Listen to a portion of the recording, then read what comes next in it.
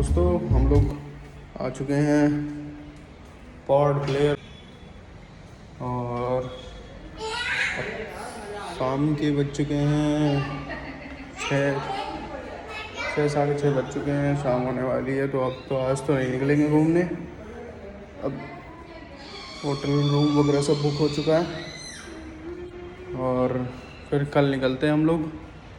कल जाएंगे हम सेलुलर जेल और जो भी आसपास की चीज़ें नियर बाय प्लेसेस हैं। एक म्यूज़ियम है यहाँ पे ट्राइब्स का, उसमें बताया है कि यहाँ के जो आदिवासी लोग हैं वो कैसे रहते हैं और कैसे मतलब यहाँ पे सरवाइव वगैरह करते हैं वो लोग। और अंडमान में हम लोग घूम सकते हैं, निकोबार जो है वहाँ पे हम लोग नहीं जा सकते हैं क्योंकि वहाँ पे मोस्टली ट्राइब्स ही रहते हैं, तो वो थोड़े से एग्रेसिव नेचर के हैं। वो वहाँ पे अलाउड नहीं करते बाहर के लोगों को।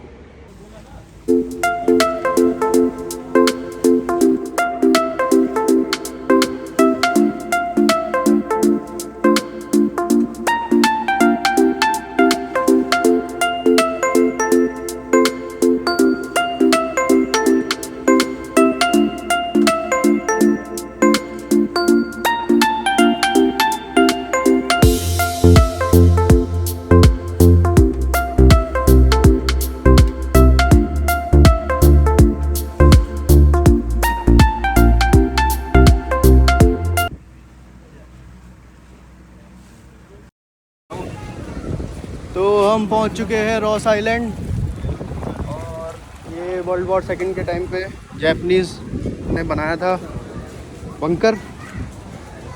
इसको देखते हैं आइए। और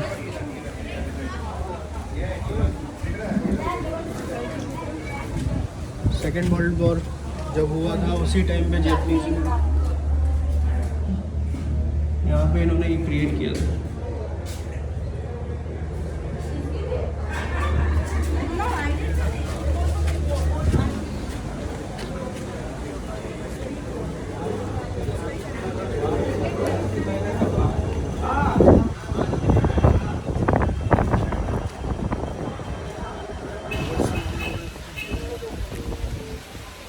तो हम लोग पहुंच चुके हैं रॉस आइलैंड और इसको नेताजी सुभाष चंद्र बोस के नाम पे भी दिया गया है इसका नाम। चारों तरफ समुद्र ही समुद्र है, कहीं धूप है तो कहीं छाँव। थोड़ी देर में बारिश होती है यहाँ पे दोस्तों और थोड़ी देर में ही यहाँ पे धूप निकल जाती है। ये पहला पंप हाउस है मेरे पीछे, पहले नंबर पे दे रखा है। यहाँ पे मस्त एक से एक नज़ारे हैं, एक से एक व्यू है।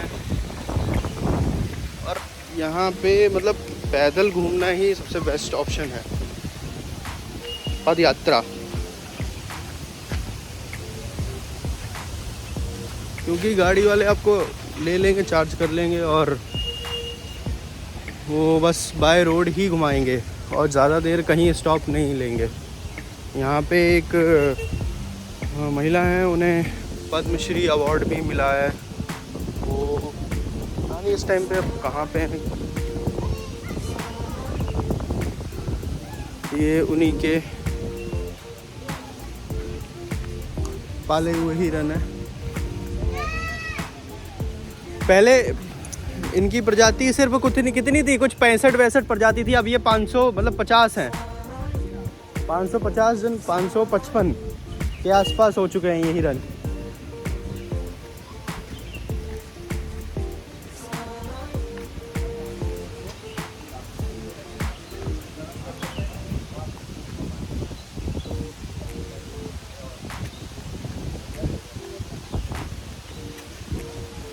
ये वो है क्या है? हाँ, ये अंग्रेज़ों की बनाई हुई बेकरी है। ये इसलिए आज भी मतलब खड़ी है क्योंकि जो जड़ हैं उसने एकदम जकड़ रखा है, तो ये अब जल्दी ख़राब नहीं होगा। जल शुद्धिकरण यंत्र,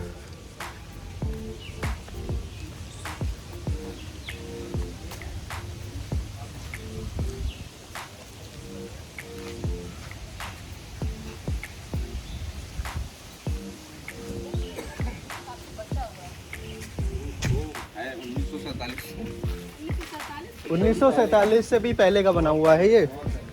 इसमें क्या है कि समुद्र का जो पानी है वो इसमें भर के इसको भाप बनाकर फिर उस भाप को मतलब डिस्टिल वाटर की तरह यूज़ करना और डिस्टिल वाटर बना के फिर उसको पीने वीने के लिए यूज़ करते थे अंग्रेज लोग। अब तो इसमें ये सब जंग वंग लग गया, अब तो इनका मामला सब ख़राब हो चुका है। पीछे आप देख रहे हैं ना, एकदम मौसम चिल्ड है, हल्की हल्की धूप है, बारिश है। आइए दोस्तों आगे चलते हैं और देखेंगे अब हम।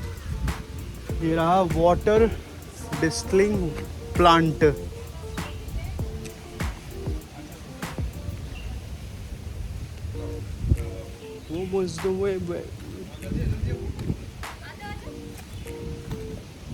अब तो बहुत ज़्यादा वो हो चुका है।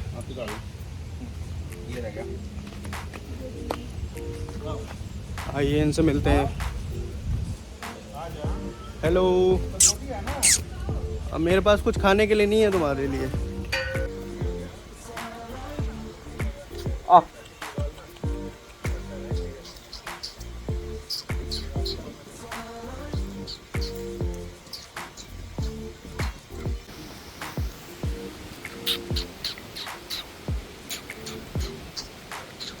अरे मारना क्यों है? बिगाड़ा मत रहो।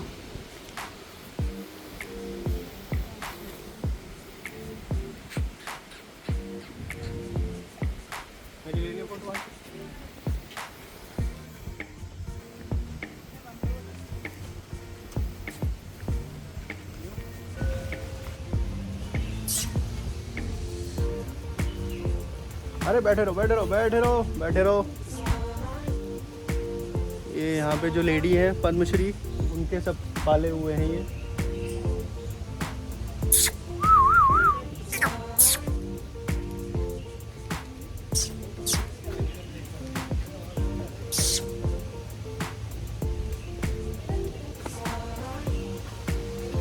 यहाँ बहुत सारे हैं।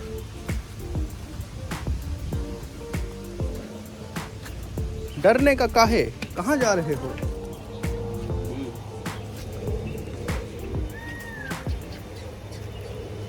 मुझे पता है ये शिकारी हैं।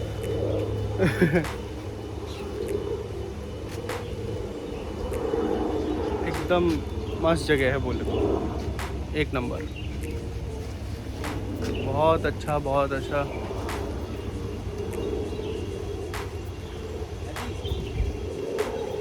अब वो लेडी मिलती तो मज़ा आ जाता, वो काफ़ी अच्छे से जानकारी दे देती, बट पता नहीं इस टाइम पे वो कहाँ पे है। सो हम अब इतनी जानकारी तो रखते नहीं हैं अभी। बाकी ये सब अंग्रेज़ों का ही बनाया हुआ है मोस्टली। ये बेकरी है, इधर वाटर डिस्टिलिंग प्लांट है।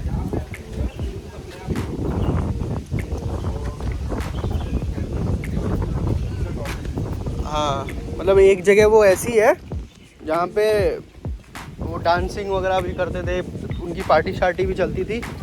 और एक साइड वो टॉर्चर देते थे इंडियंस को।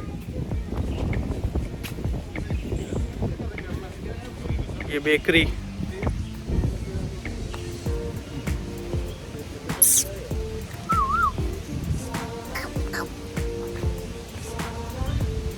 मस्त है।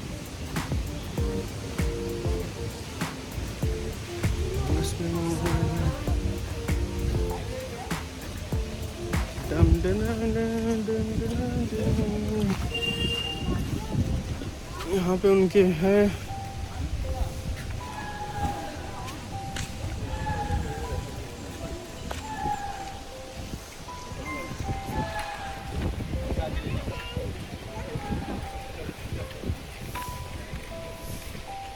धूप बहुत तेज हो चुकी है दोस्तों। अभी कुछ देर पहले बारिश हो रही थी यहाँ पे। एक से एक खतरनाक नज़ारे आप देख सकते हैं, मस्त व्यू है।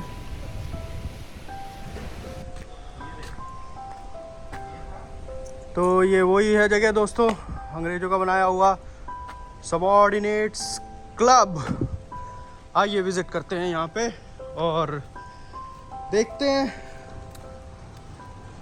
कि यहाँ पे अंग्रेज़ों ने कैसे मौज मस्ती करी है और कैसे हिंदुस्तानियों को प्रताड़ना दी है।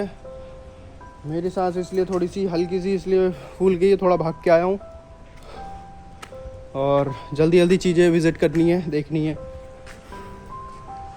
ये देखिए आप लोग,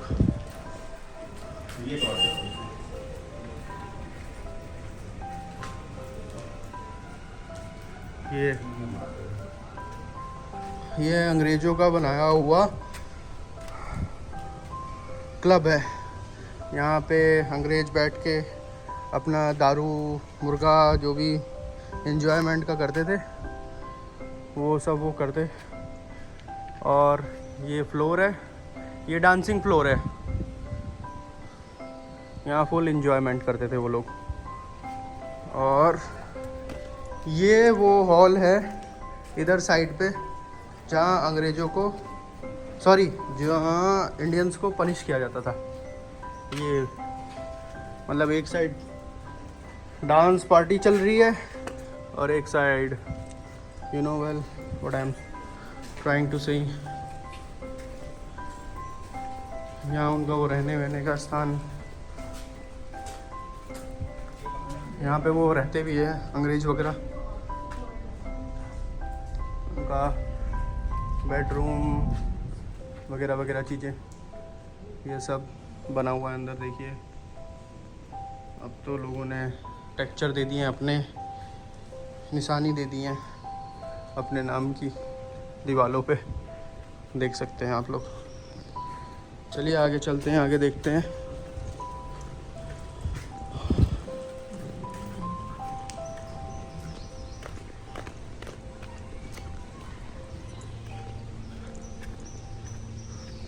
तो कैसी लगी जगह बताना ज़रूर आप।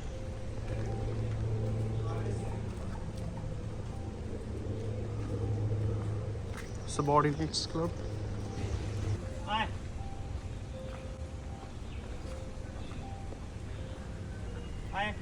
ये अंडमान का चर्च, अंडमान का पावर हाउस। और इधर ही देखते हैं क्या है, ये कमिश्नर बंगलो। हाँ कमिश्नर का बंगला है।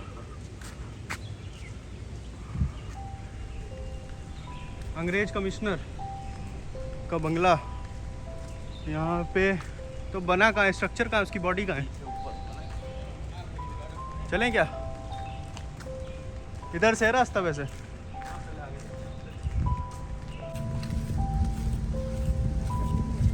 ये ट्रूप्स बैरिक है दोस्तों, हम पहुंच चुके हैं अब ट्रूप्स बैरिक।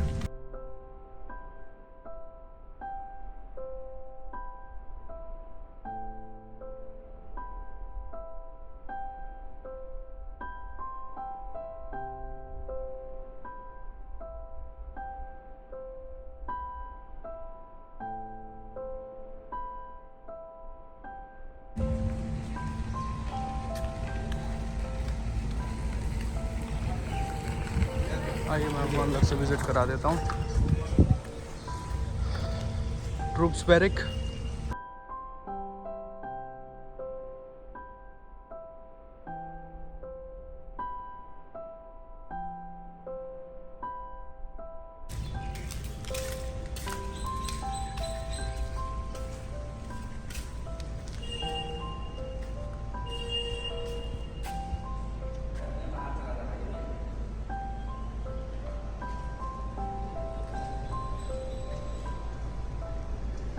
पीछे समुद्र है।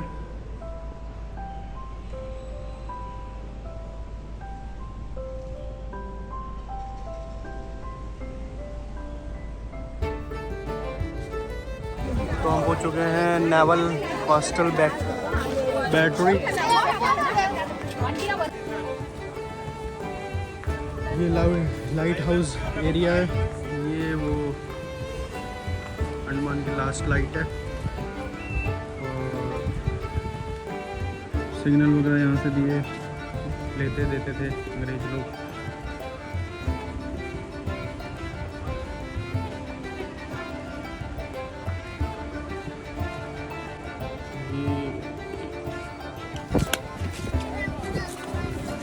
बेटा मैं करके आ रहा हूँ। मैं उल्टा टांग दूंगा, कोई दिक्कत मत लो, मैं हूँ। मेरे पास नहीं आएगा।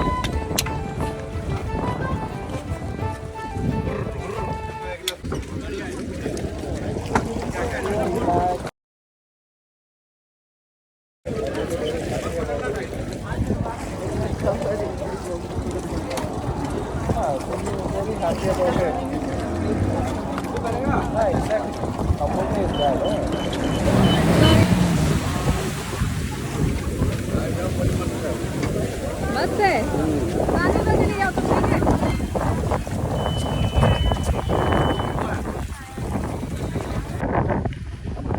अभी बैठ गए फिर कह रहे हो सब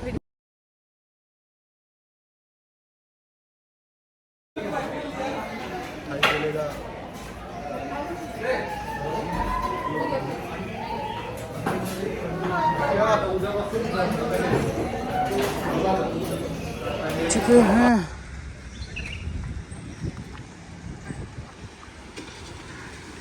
अंडमान का टिकट ले रहा हूँ। दोस्तों हम लोग सेलुलर जेल पहुंच चुके हैं और टिकट लेने की बारी है और फिर धमाकेदार एंट्री के साथ हम जेल को देखेंगे।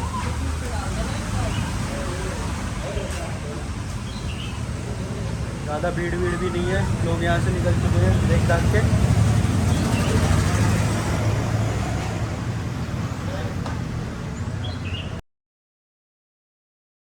हाँ?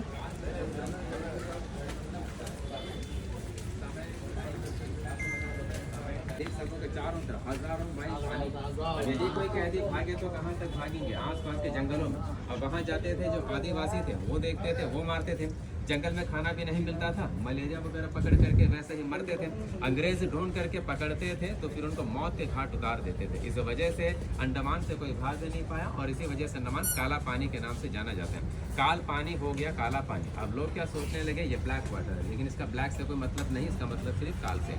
और तब उन लोगों को रखते थे वाइपर आइलैंड। वाइपर आइलैंड समुद्र के बीच में एक छोटा सा आइलैंड है इस डायरेक्शन में।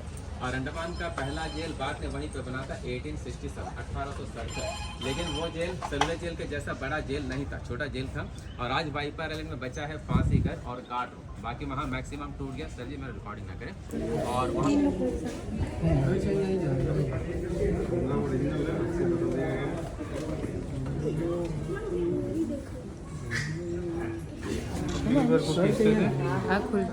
और ये एक સાથે 3 જણને ફાંસી આપે.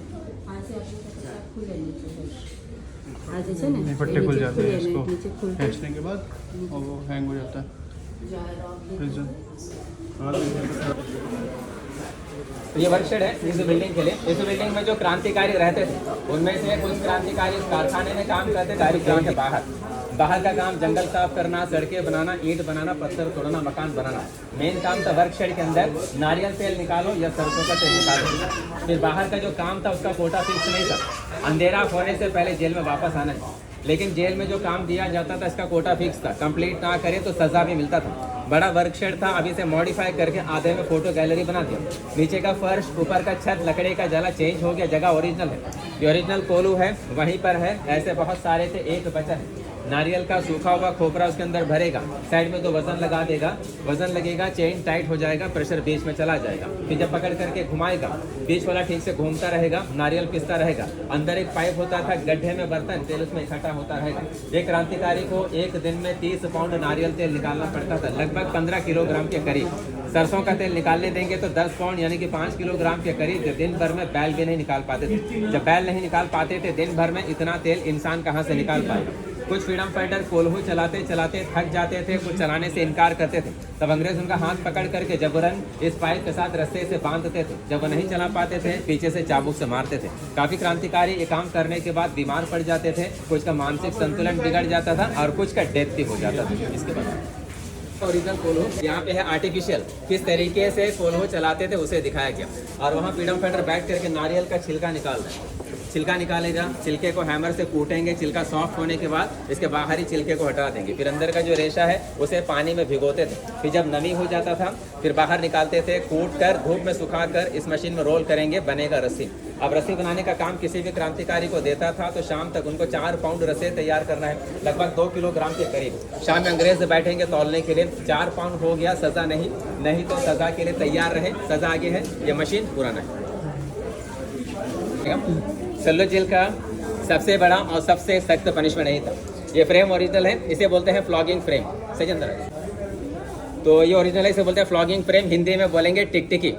फ्रीडम फाइटर को उसके ऊपर चढ़ाने के बाद पाँव को ब्लॉक करते थे, कमर में बेल्ट बांधते थे, हाथ में लगाते थे हथकड़ी ताकि मारते वक्त इधर उधर हिल भी ना पाए। फिर एक पतला सा टॉवल गीला करके पहनाते थे बैक साइड में, और बैक साइड में ही मारते थे चाबुक से। वहाँ मारे तो चमड़ी उधर जाता था, खून के फव्वारे निकल जाते थे। फिर वो फ्रीडम फाइटर न बैठ सके न सो सके। मारते वक्त और फ्रीडम फाइटर्स को दिखाते थे कि किस तरह का पनिशमेंट इन्हें दे रहा है ताकि बाकी के दिल में डर बैठे। मारने वाला भी इंडियन था। सेलुलोज जेल में पॉलिटिकल फ्रीडम फाइटर्स भी आते थे, नॉर्मल क्रिमिनल भी आते थे, चोर डाकू लुटेरे। उनमें से जो हट्टा मुस्टंडा होता था, जो दिमाग से कम अत्याचारी ज्यादा, उनको अंग्रेज काम पे रखते थे। किसी को बनाते थे पेटी ऑफिसर, किसी को वार्डर, किसी को जमादार। अब इनका ये फायदा, खाना बढ़िया मिलता था, मार खाने का जरूरत नहीं और हार्ड वर्क करने का भी जरूरत नहीं। तो इसमें हम लोगों ने कुछ भी ओरिजिनल नहीं रखा है, सभी मॉडल है। जो फ्रीडम फाइटर पहला बार अपना काम पूरा नहीं कर पाते थे, उनको 1 हफ्ते के लिए कोठरी के बाहर दीवार में एक लोहे का रिंग लगा होगा, उसमें हथकड़ी में रखेंगे, उसे बोलते हैं खड़ी हथकड़ी। 1 दिन में 8 घंटा हथकड़ी में रखेंगे। फिर अगला पनिशमेंट है 2 दिन के लिए बोरे का बना हुआ ड्रेस पहनने से गर्मी ज्यादा लगेगा, शरीर खुजलाता रहेगा। यूनिफॉर्म, एक कुर्ता, एक हाफ पैंट, गले में होगा लोहे का रिंग, लोहे का प्लेट, आइडेंटिटी लिखा होता था, कितने साल से कितने साल का सजा दिया है, जेल का नंबर।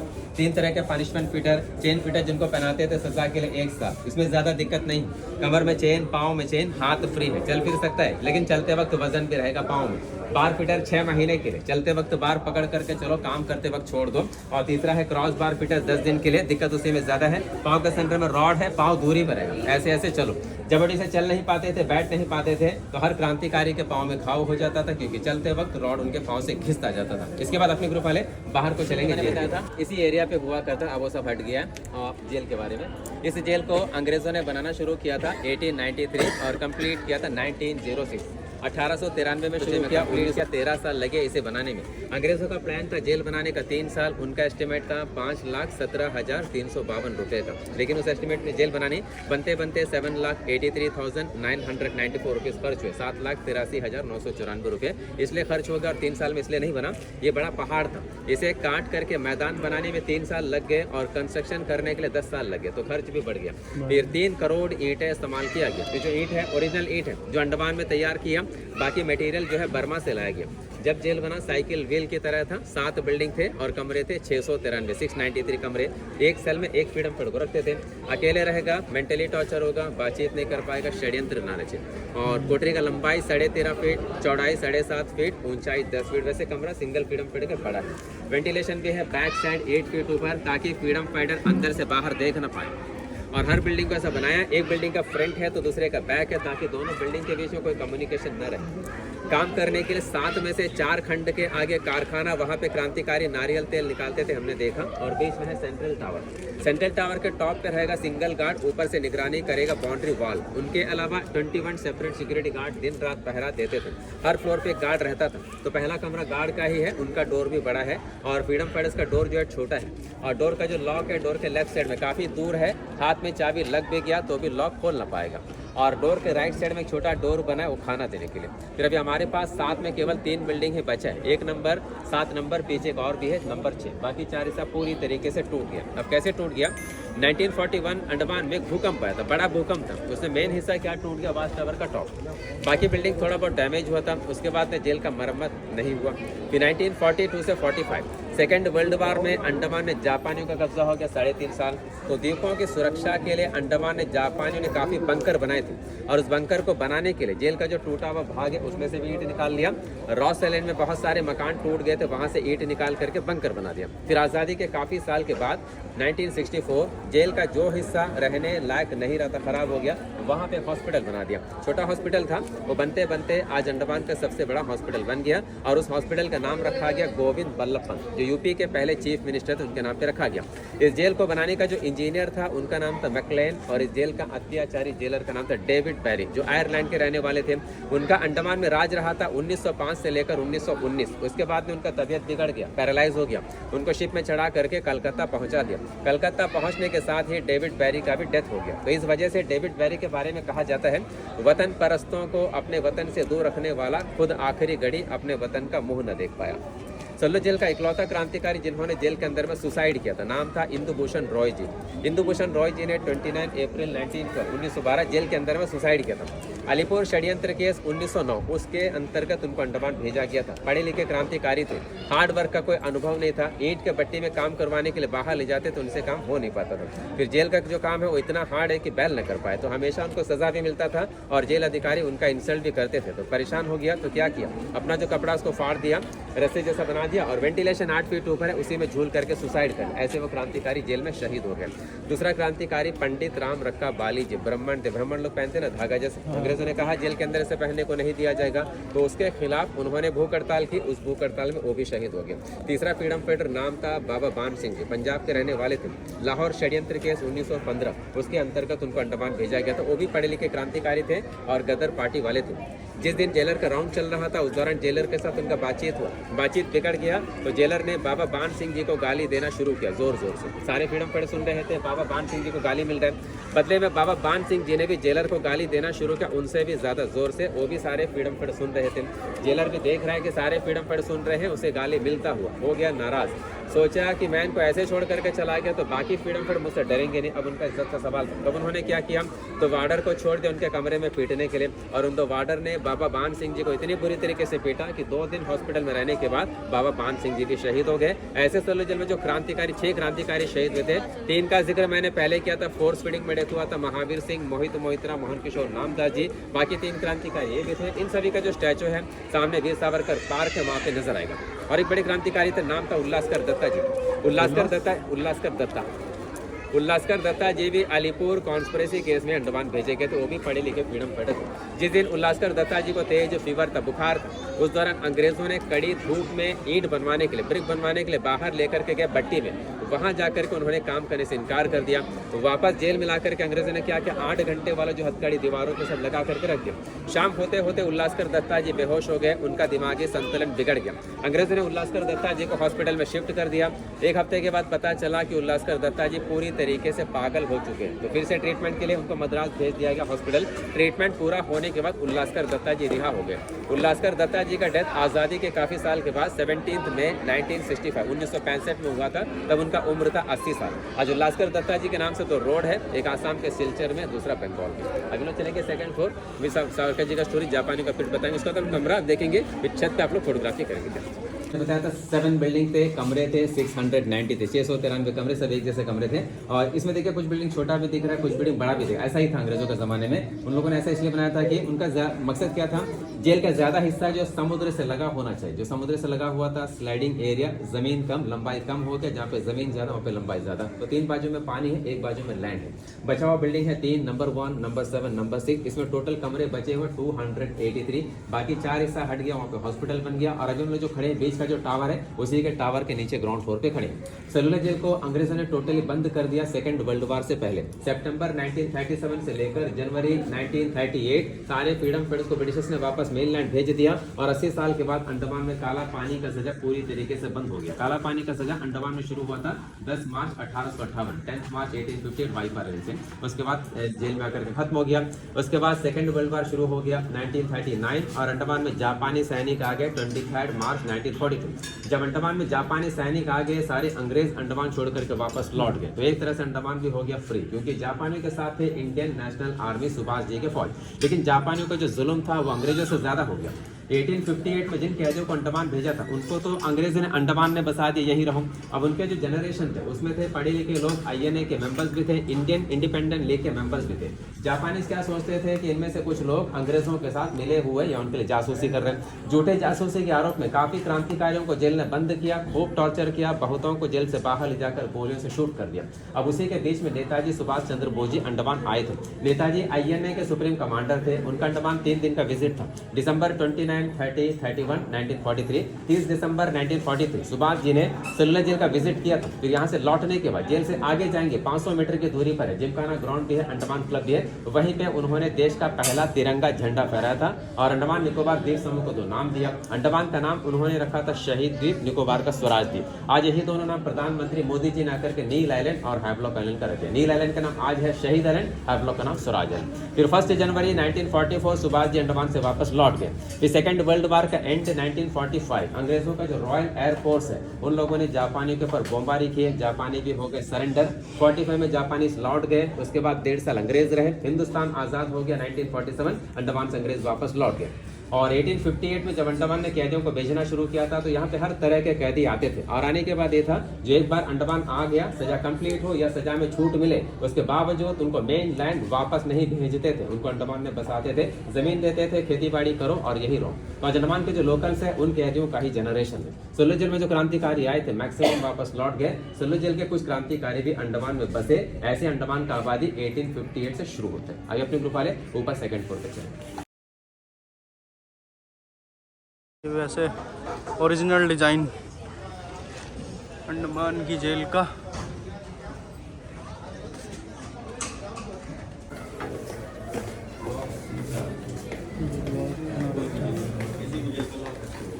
जेल को बंद करने के लिए ब्लॉक लगा रखा है, कोई हाथ वाथ ना पहुँचे किसी फ्रीडम फाइटर का।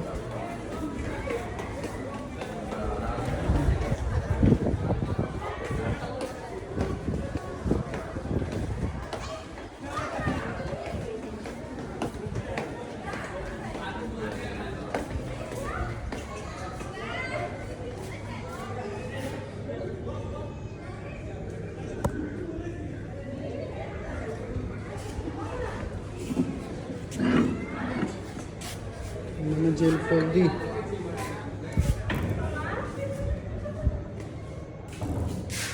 ये बताइए तो